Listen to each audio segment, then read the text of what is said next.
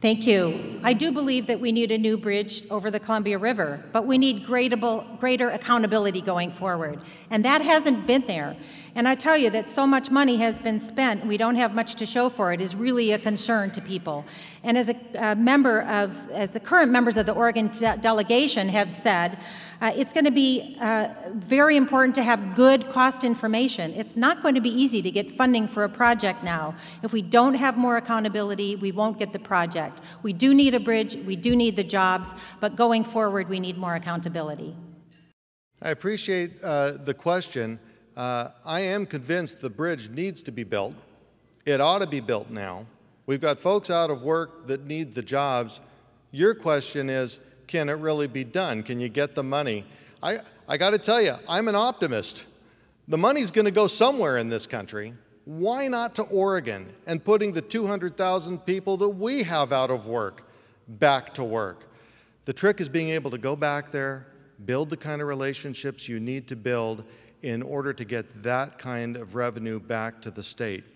I don't have any illusions that going back as a freshman member out of 435, we change the culture of Washington, D.C. overnight and get that done. But I tell you, we have a strong and respected delegation that as a team can get it done.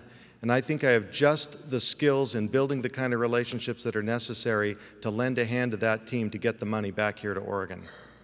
Building the Columbia River crossing is absolutely critical to our state's and region's future, both in terms of our economy as well as our ability to move commerce and people throughout the region. That bridge needs to be built. We need to set it as a priority. And one of the priorities is finding a way to pay for it. The infrastructure program that I described earlier in my opening statement would cost on the order of $2 trillion. We can fund the entire program, not just the bridge, but our energy infrastructure, our transportation infrastructure, our communications infrastructure, and all the public buildings in this nation that need to be funded by ending the Bush tax cuts and investing that money now in America's infrastructure, so that by the end of the decade, our nation has the most modern and efficient transportation and all the other infrastructures of any nation in the world.